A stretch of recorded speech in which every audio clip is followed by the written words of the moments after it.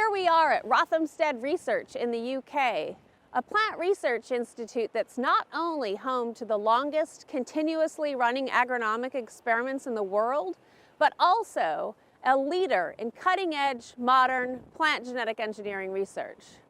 Today we're going to study the process and the value of the scientific method by looking through the lens of one particular case, the Whiffy wheat case. Let's take a look at how science works, how scientists identify questions, formulate hypotheses, test those hypotheses, and then, based on the data that comes in, refine those hypotheses. We'll also look at the importance of transparency and openness at institutions like Rothamsted and what that means for public trust and understanding of how science works. Let's go in. Today we're going to talk to 4 scientists who worked on the Whiffy wheat project. The project leader, prominent chemical ecologist John Pickett, Hugh Jones, the research leader of the Cereal Transformation Group, chemical ecologist Gia Aradottir, and Toby Bruce, a research scientist studying plant-insect interactions. So Professor Pickett, can you tell us a little bit about the Whiffy wheat project and what questions you're really trying to answer and how you got involved in this work? Well, I'd certainly love to tell you about it.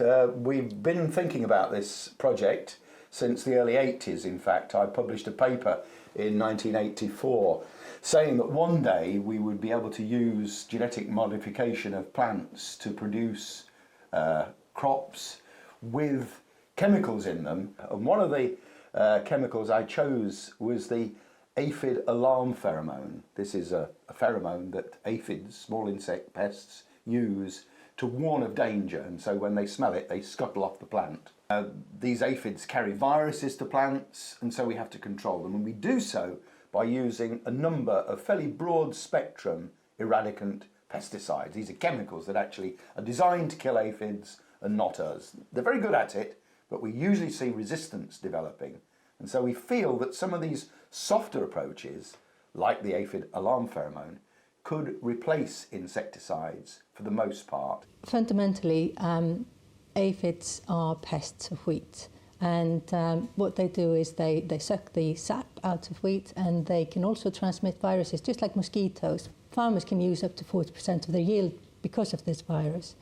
So traditionally, aphids are controlled by insecticides, but a better way, I think, would be to get the plant to defend itself against the insects. And what was your hypothesis in this project? So aphids communicate via smell. They've got a very strong sense of smell, and they produce an alarm pheromone to warn others of danger in their environment. And when one aphid emits this alarm pheromone, this alarm signal, the others recognize it and they go away from the area. They drop off the plant, they go away, they fly away. And so the hypothesis was, can we make a wheat plant make this smell? And secondly, if we can, will these plants repel aphids? So you generate a hypothesis and then you put together a series of experiments to test it, basically. So what we did was, our hypothesis was that if we took a gene that synthesized a protein that would make the aphid alarm pheromone, we could put it into wheat. So you're the man who makes all of the GM wheat here at Rothamsted. Yeah, so we take ideas and turn those ideas into gene cassettes, into a test tube essentially that contains a gene, and then we can add that gene to a wheat nucleus, and that gene gets incorporated into the wheat cell. So we've come into the room that we put our little cultures into after they've been shot, so the DNA has gone into the cells, and we now need to turn those cells into whole wheat plants again. And we culture those cells in plates that have special kind of food in them, sugars and salts and plant hormones. And the first thing that happens is that those cells start to grow and form these little lumps, these little little white lumps that don't look much like wheat plants, but they are wheat cells. We can cause some of these wheat cells to start making tiny little leaves. Another few weeks in culture, you can start to see what looks like, long, thin leaf structures. Another step after that, we've got what looks much more like a wheat plant now.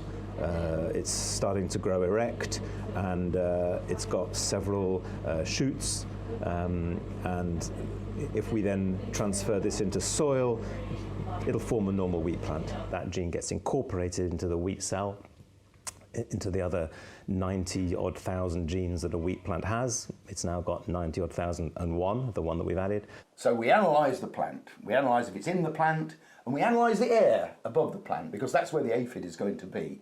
So we have to capture volatile chemicals as they come out of the plant. So we make sure that it produces the chemical and that the aphid can detect the chemical, and we then see if the aphid responds to the chemical. And what was the aphid's response? It responded very negatively. It didn't like it.